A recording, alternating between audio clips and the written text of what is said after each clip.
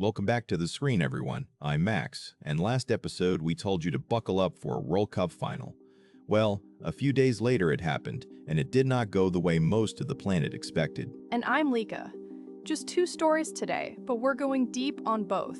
A World Cup final that turned into a one-man goalkeeping legend and a red card for the ages. And then the arrest that lit up every feed you own over the weekend. Two topics, but both of them are the kinds you're going to keep hearing about for months. So let's start exactly where we left off last time, on a field in New Jersey. Sunday, July 19th, MetLife Stadium. Argentina versus Spain, the final we previewed last episode. Final score, Spain 1, Argentina 0. Spain actually pulled it off. Last week we called them red-hot Spain, but winning the whole thing 1-0 in extra time, that is a different level entirely. And here's the number that tells the whole story. Spain took 12 shots in that match. Argentina put 0 shots on target. 0. Wait, 0? In a World Cup final? The defending champions didn't get a single shot on frame? Not one. And yet, here's the wild part. They still almost dragged it to penalties because of one man. Let me guess. Emiliano Martínez in goal again. Emiliano Martínez made 11 saves in that final. 11. That is the most saves any goalkeeper has ever made in a World Cup final on record. So the losing team's keeper just set the all-time record in the single biggest game there is.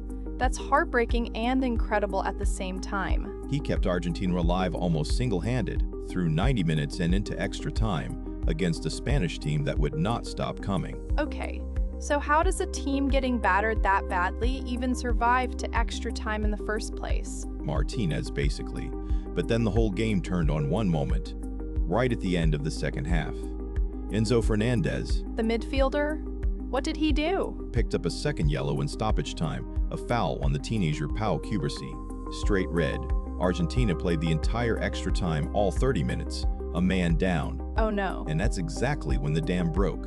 106th minute, Ferran Torres, off the bench, buries it under the bar. 1-0 Spain. And here's the gut punch for Argentina. He's only the second substitute in history to score the winning goal in a World Cup final. Wait, who was the first? Because that is an incredibly short list. Mario Götze, back in 2014 for Germany. Off the bench in extra time to beat Argentina in the final. The exact same script, 12 years apart. So Argentina has now lost 2 World Cup finals to a substitute's goal in extra time, and this time down to 10 men on top of it. That is about the most brutal way there is to lose. For Spain, this is only their second World Cup ever, and their first since 2010.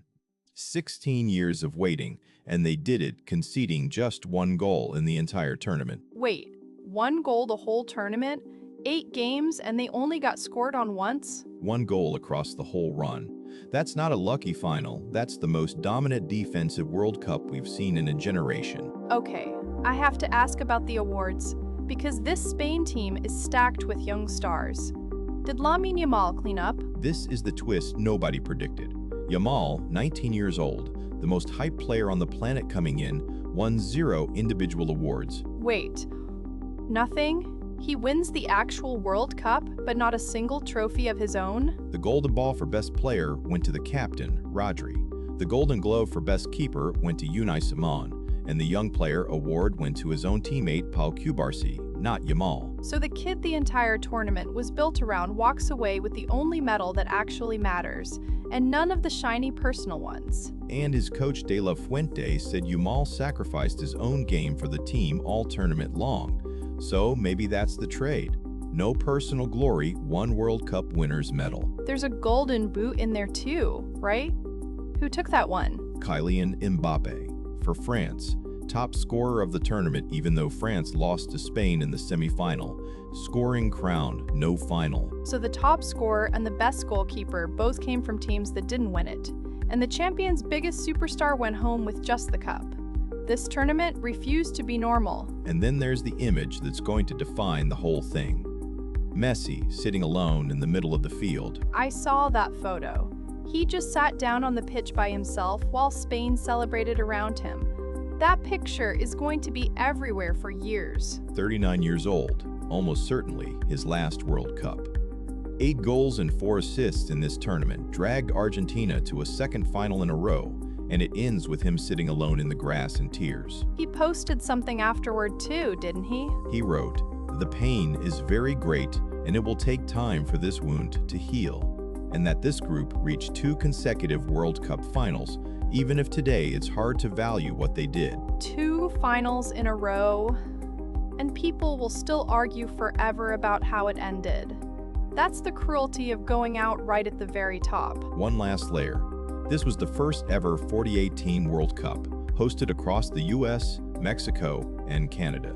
The biggest tournament in history, and it came down to a single substitutes goal in extra time. So the brand new mega format got the most old-fashioned ending imaginable, a rock-solid defense, and 1 moment of quality.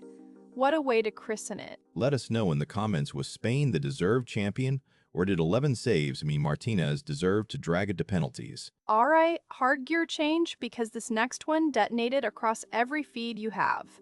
The Tate brothers were arrested in Miami over the weekend. Saturday, July 18th, U.S. Marshals took Andrew and Tristan Tate into custody in Miami on a sealed warrant at the request of the United Kingdom. So this isn't even a U.S. case. This is Britain reaching across the ocean to pull them back. Exactly, it's an extradition arrest.